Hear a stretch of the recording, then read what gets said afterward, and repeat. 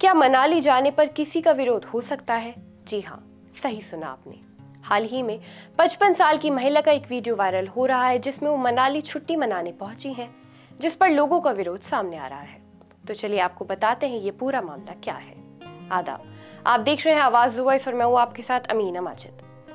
केरल की रहने वाली एक विधवा मुस्लिम महिला अपनी बेटियों के साथ मनाली छुट्टी मनाने पहुंची और पहली बार बर्फ देखकर बहुत खुश हुई। उन्होंने जब वह जिंदगी में पहली बार बर्फ पड़ते हुए देखी तो वो बहुत खुश हुई और उसकी खुशी को इन लम्हों के बेटी ने कैमरे में कैद करके एक छोटी सी रील बना दी। उनका ये वीडियो सोशल मीडिया पर वायरल हो गया, जिस पर अब केरल में हंगामा मच गया है।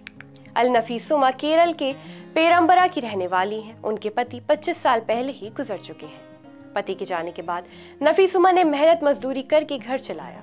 इसी साल दिसंबर में वो अपनी बेटियों के साथ बर्फबारी देखने के लिए मनाली गईं। इस दौरान उनका एक वीडियो वायरल हो गया जिसमें वो अपनी बेटियों के साथ बर्फ खेलती नजर आ रही हैं। केरल के एक प्रमुख मौलवी इब्राहिम सकाफी पूजा कट्टीरी के एक बयान पर विवाद शुरू हो गया। उन्होंने कहा है कि विधवाओं को अपने घर में बैठना चाहिए और प्रार्थना करनी चाहिए, न कि बाहर घूमने जाना चाहिए। सकाफी सीपीआई पार्टी से संबंधित एक सुन्नी गुट से जुड़े हुए हैं। मुस्लियार ऑल इंडिया जमीयतुल उलमा के महासचिव भी हैं। इस फतवे पर सोशल मीडिया पर विरोध हो रहा है। लोग इसे कट्टरपन और जाहिलपन बताते हुए मौलवी को खरी खोटी सुना रहे हैं। महिला की बेटी जिफाना भी इससे काफी परेशान दिखी और उन्होंने सोशल मीडिया पर लिखा कि धर्मगुरु ने कैसे उनकी मां की सार्वजनिक तौर पर आलोचना कर दी, उन्हें उत्साहित करने की कोशिश की है।